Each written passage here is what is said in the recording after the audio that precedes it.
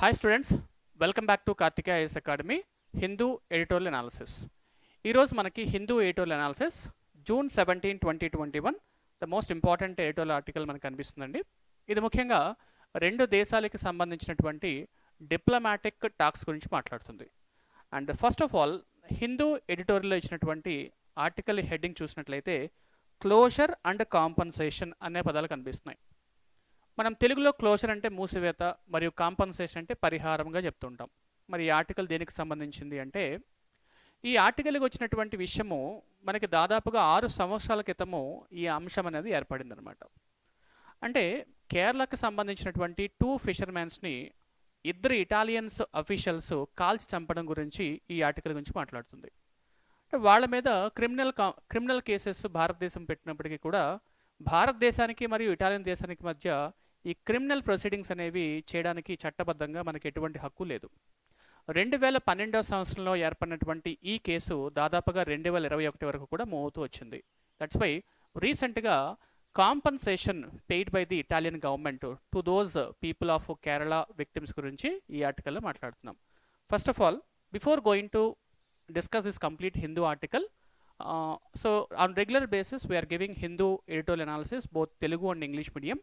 కాబట్టి ఎవరైనా విద్యార్థులు యూపీఎస్సీ మరియు ఏపీపీఎస్సీ ఎగ్జామ్స్కి ప్రిపేర్ అవుతుంటే మా యూట్యూబ్ ఛానల్ని సబ్స్క్రైబ్ చేసుకోండి. అలాగే కింద డిస్క్రిప్షన్ బాక్స్లో ఇచ్చినటువంటి టెలిగ్రామ్ ఛానల్ కూడా మీరు జస్ట్ లింక్ అప్లోడ్ చేసుకోండి. మీకు every full details of document అనేది మీకు సబ్మిట్ చేయడం జరుగుతుంది. అండ్ మోర్ ఓవర్ ఈ కార్తికేయ అకాడమీకి సంబంధించిన ఫుల్ కోర్స్ కనుక మీకు కావాలనుకుంటే మాత్రం యూనియన్ పబ్లిక్ సర్వీస్ కమిషన్ సంబంధించి టార్గెట్ 2022 టార్గెట్ ఐఏఎస్ 2022 అడ్మిషన్స్ అవుతున్నాయండి. జూలై 15వ తారీఖు నుంచి కొత్త బ్యాచెస్ అడ్మిషన్స్ తీసుకుంటున్నాము. సో మీన్ వైల్ అందరికీ కూడా అడ్మిషన్ ప్రొసీజర్ ఫార్వర్డ్ అవుతుంది. అలాగే ఆంధ్రప్రదేశ్ పబ్లిక్ సర్వీస్ కమిషన్ సంబంధించి గ్రూప్ 1, గ్రూప్ 2, గ్రూప్ 3, గ్రూప్ 4కి సంబంధించి అడ్మిషన్స్ తీసుకుంటున్నాం. ఎవరైనా విద్యార్థులు మన కార్తికేయ అకాడమీ కోర్స్ కొనుక్కోవాలనుకుంటే బోత్ ఆన్లైన్ ఆఫ్లైన్ కింద ఇచ్చినటువంటి ఫోన్ నెంబర్ కాల్ చేయండి. 900000224778 అండ్ 9182061841.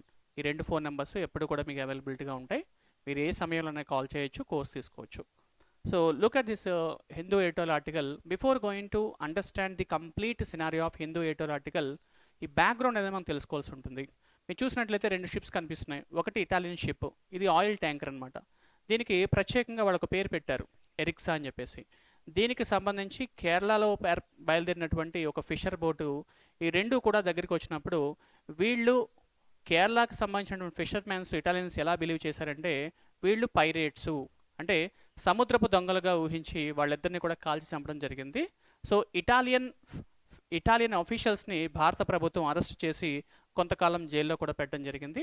కానీ ఇటాలియన్ గవర్నమెంట్ మరియు భారతదేశం గవర్నమెంట్ యొక్క డిప్లొమాటిక్ టాక్స్ వలన భారతదేశం నుంచి 2016 సంవత్సరంలో వీళ్ళని మళ్ళీ ఇటలీ పంపించడం జరిగింది.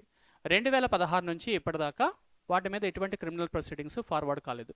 రీసెంట్గా దాదాపుగా కొంచెం కాంపన్సేషన్ అనేది, చనిపోయినటువంటి వ్యక్తులకి కాంపన్సేషన్ మరియు బోటు ఎవరైతే కలిగి ఉన్నారో ఆ బోటుకి కూడా కాంపన్సేషన్ ఇటాలియన్ గవర్నమెంట్ పే చేస్తామని చెప్పినటువంటి ఎడిటోరియల్ ఆర్టికలే ఈ క్లోజర్ అండ్ కాంపన్సేషన్ అనే article.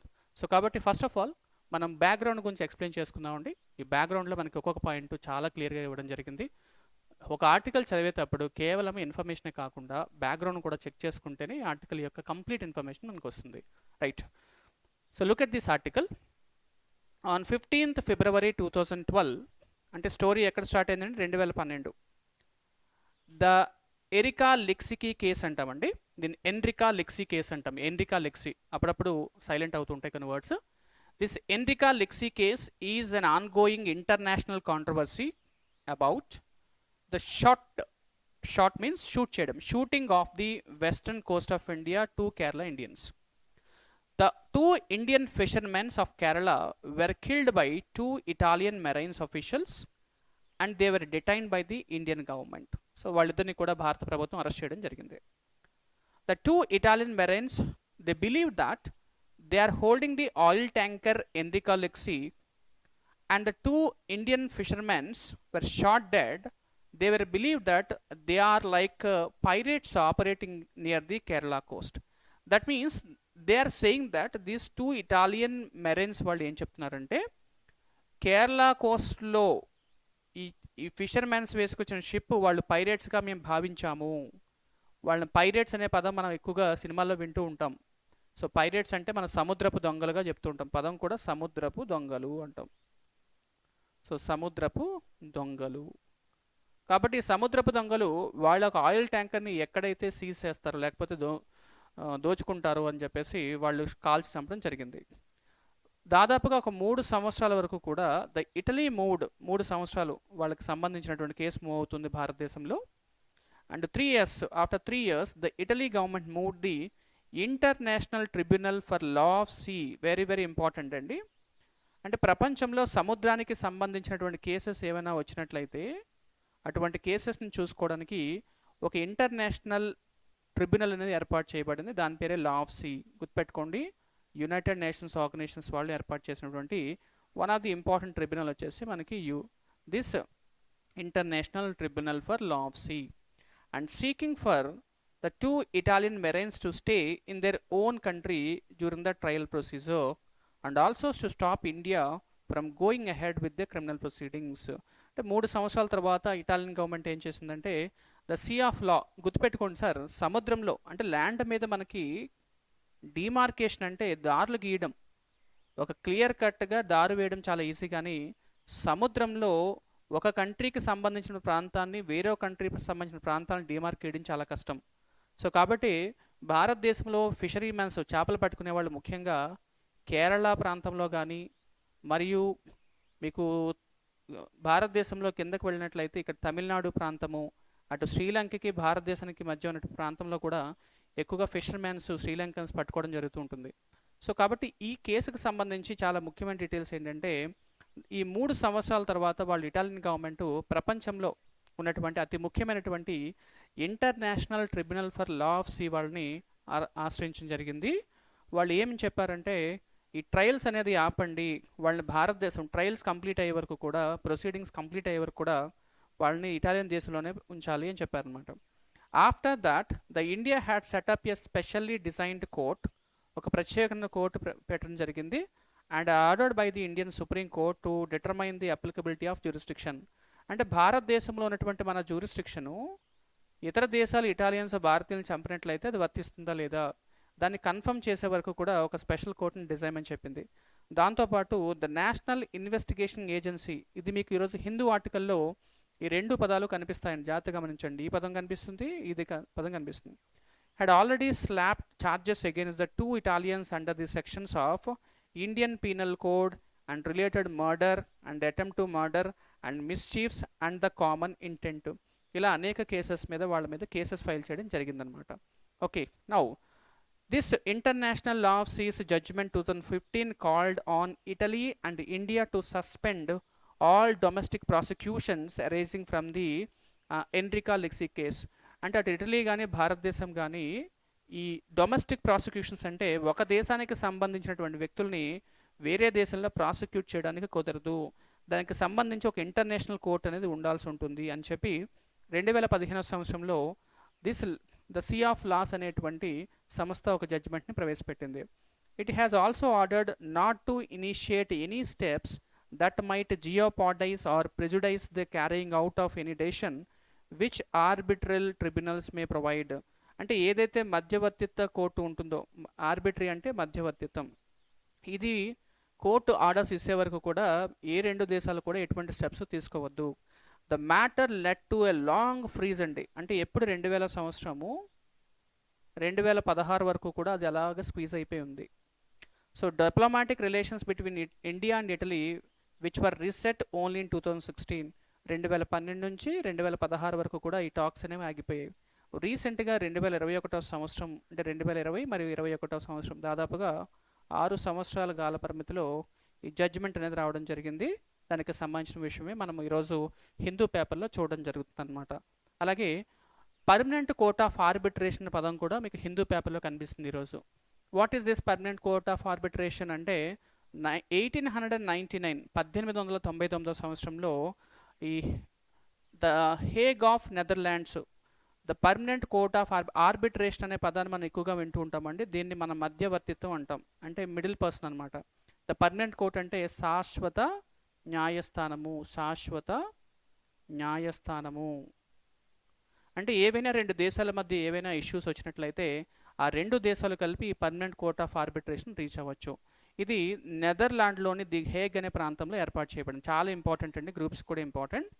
It is an inter government organisation dictated to serve or dedicated to serve అంటే ప్రత్యేకంగా ఏర్పాటు serve the international community in the field of dispute resolution. చాలా important. Dispute resolutions అంటే రెండు దేశాల మధ్య వచ్చినటువంటి గొడవల్ని సాల్వ్ చేయడాన్ని మనం డిస్ప్యూట్ రెజల్యూషన్గా చెప్తాం. And to facilitate arbitration and other forms of dispute resolution between the states.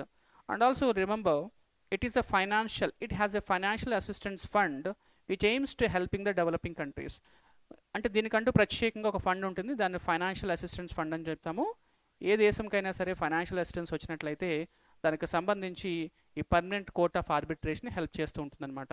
So with this and also I have given the Enrica Lexie case from shooting to verdict అనేటువంటి ఒక important information మీకు ఇవ్వడం జరిగింది. 2012 సంవత్సరం నుంచి 2020 వరకు ఉన్నటువంటి total details అన్నీ కూడా మీకు ఇక్కడ మ్యాప్లో కనిపిస్తాయండి.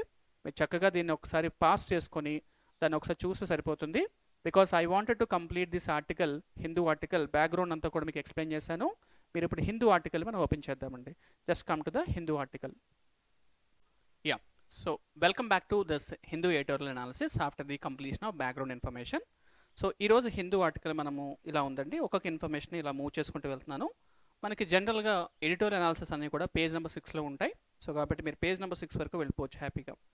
సో ఈ పేజ్ నెంబర్ 6కి నేను వెళ్తున్నాను. ఈ పేజ్ నెంబర్ 6లో మనకి as this is the 2 articles ఉన్నాయి. And one more my dear students, before of course because of a limited amount of time I'm explaining only one Hindu editorial article, but it is very very important today Hindu article which is talks about the record of foreign direct investments inflows. This is also very very important article. Why? Because FDIs అనేది భారతదేశానికి ఈ కాలంలో ఎక్కువగా వస్తున్నాయా తక్కువగా వస్తున్నాయా, ప్రపంచంలో పోలిస్తే భారతదేశంలో ఎక్కువగా వస్తున్నాయా, దిస్ ఇన్ఫ్లో అనేది మనం చాలా చెక్ చేసుకోవాల్సి ఉంటుంది. ఇన్ఫ్లో అనేది అప్పుడప్పుడు ఇన్ఫ్లేషన్ కూడా రైజ్ అవుతుంటుంది. కాబట్టి భారతదేశానికి ఎఫ్డిఐస్ అనేవి చాలా చాలా important.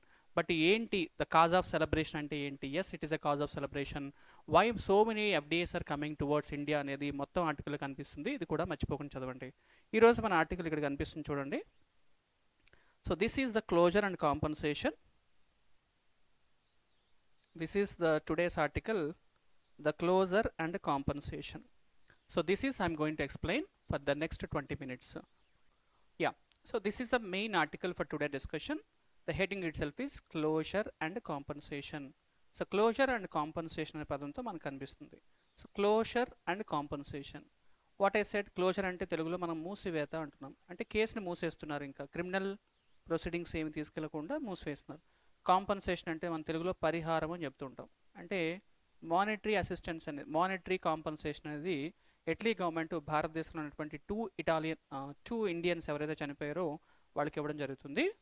Now the point is the legal steps must be go hand in hand with diplomacy to avoid Enrica Lexie repeat. అంటే అర్థం ఏంటంటే చట్టబద్ధమైనటువంటి చర్యలు కంపల్సరిగా తీసుకోవాలి. లీగల్ అంటే చట్టబద్ధమైన, అంటే ఇప్పటికీ ఎన్రికా లెక్సీ అనేటువంటి ఇటలీ కేసు కోజ్ అయినప్పటికీ కూడా ఇలాంటి కేసు మళ్ళీ రిపీట్ అవ్వకుండా ప్రభుత్వము ఒక లీగల్ స్టెప్స్ అనేవి రెండు దేశాలు తీసుకోవాలి. హ్యాండ్ ఇన్ హ్యాండ్ అంటే కంట్రీ టు కంట్రీ అని అర్థం. అంటే మన హ్యాండ్ ఇన్ హ్యాండ్ అనే పదాలు వాడుతూ ఉంటాం. అంటే there are some kind of diplomatic talks అవ్వచ్చు. డిప్లొమసీ అంటే మనము దౌత్యపరమైనటువంటి నిర్ణయాలు తీసుకోవాలి. టు అవాయిడ్ అంటే ఇటువంటి కేసెస్ మళ్ళీ రిపీట్ కాకుండా ఫ్యూచర్లో జరగచ్చు. ఎగ్జాంపుల్ చూడండి, భారతదేశానికి మనము ఇంటర్నేషనల్ బౌండరీస్ ఆఫ్ 3 తీసుకుంటే ఇక్కడ శ్రీలంక ఉంటుంది, ఇదంతా కూడా అరేబియన్ సీ, ఇవన్నీ కూడా సీ ల్యాండ్స్ ఉంటాయి మనకి. సో ఇక్కడ మనకి బంగ్లాదేశీస్ ఉంటారు మనకి. సో ఇక్కడ మనకి వేరే దేశం వాళ్ళు ఉంటారు. సో ఇప్పుడు ఇక్కడ సంబంధించినటువంటి కేసు అయినప్పుడు రేపొద్దున భారతదేశంలో ఉన్నటువంటి ఇండియన్స్ మరియు శ్రీలంక మధ్య ఈ సముద్ర ప్రాంతంలో కూడా గొడవలు వచ్చే అవకాశం ఎక్కువగా ఉంటాయి. చాలాసార్లు గొడవలు అవుతున్నాయి.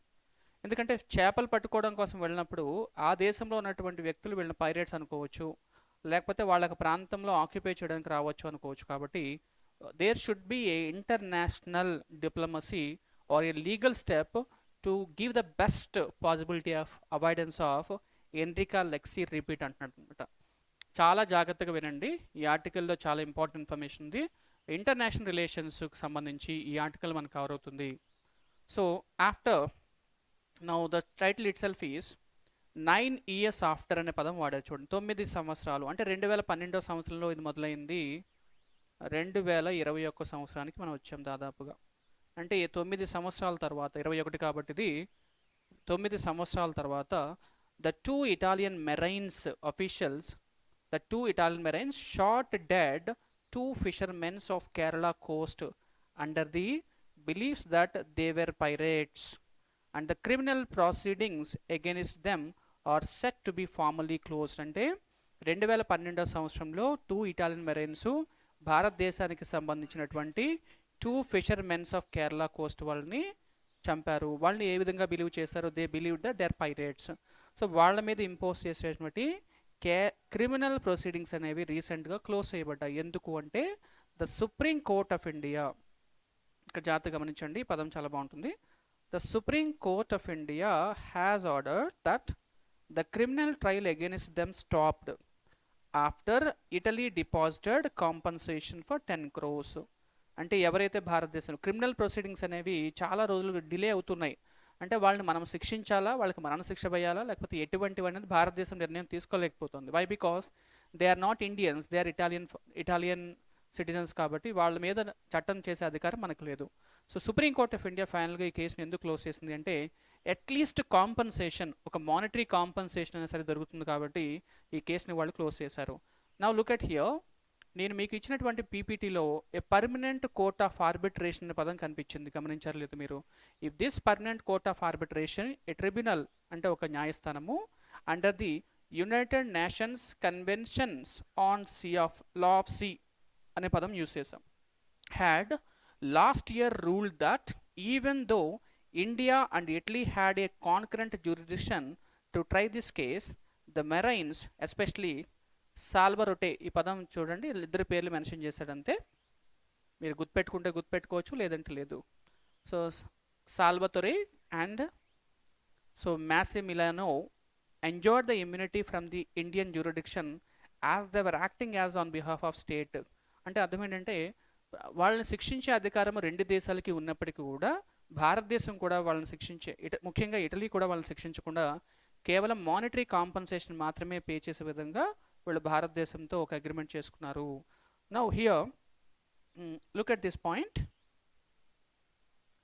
The United Nations Tribunal had also ruled that the Indian fishing boat, the boat name is Saint Anthony, and the victims were entitled to compensation as Enrica Lexi, the Italian vessel, had violated the boat's right of navigation under the law of sea. That means this United Nations Tribunal is saying that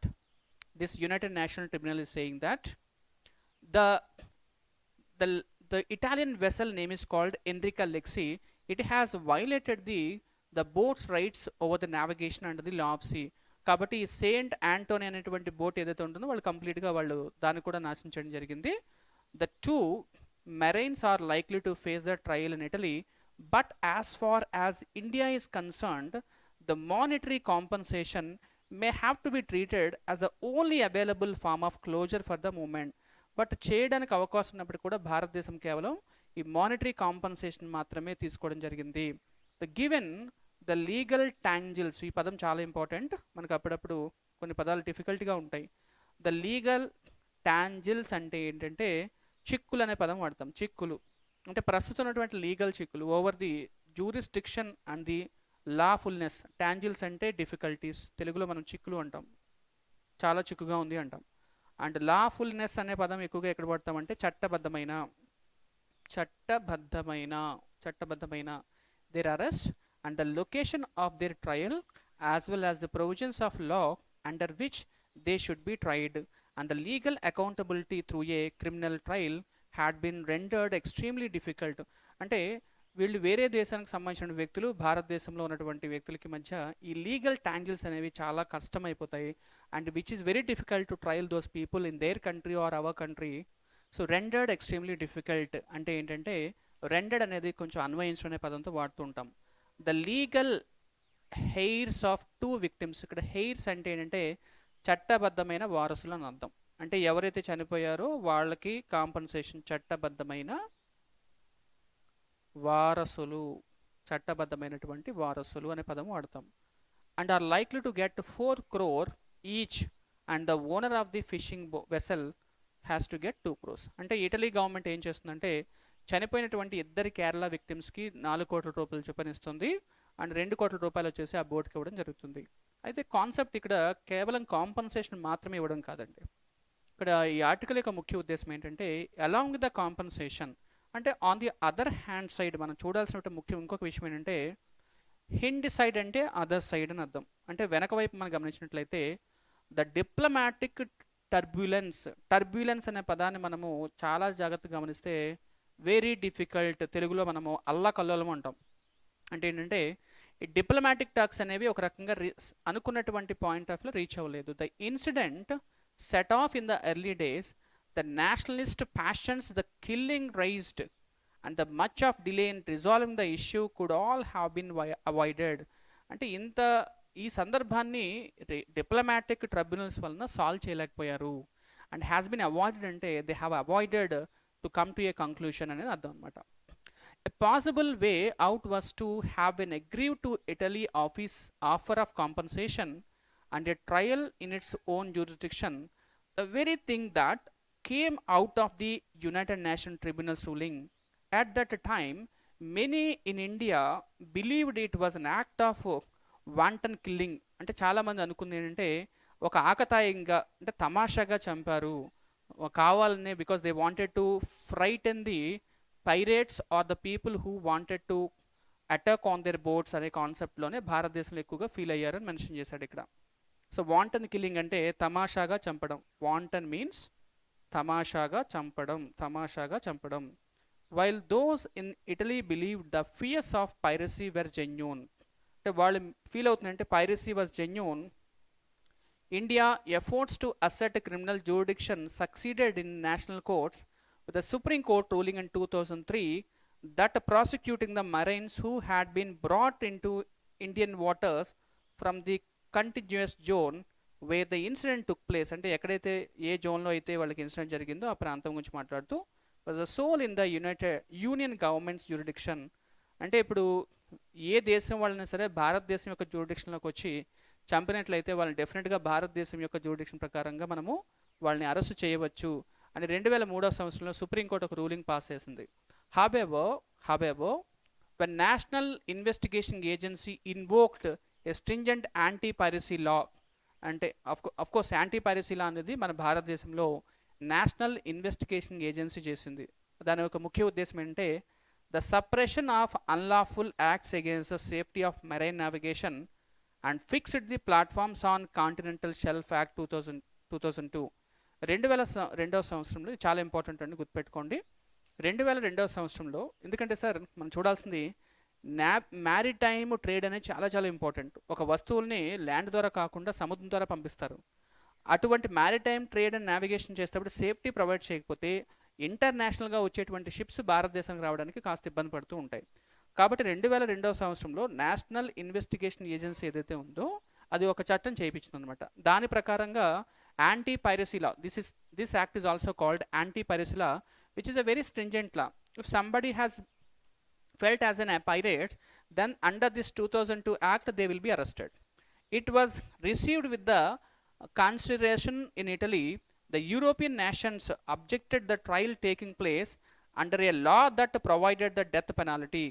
but ఈ చట్ట ప్రకారంగా కానీ ఎవరైనా భారతదేశంలో వ్యక్తులు కనుక చంపినట్లయితే ఒక death పెనాల్టీని provide చేయడం అనేది కరెక్ట్ కాదు. The provisions of this act were dropped, but this led to the significant delay in the prosecuting matter.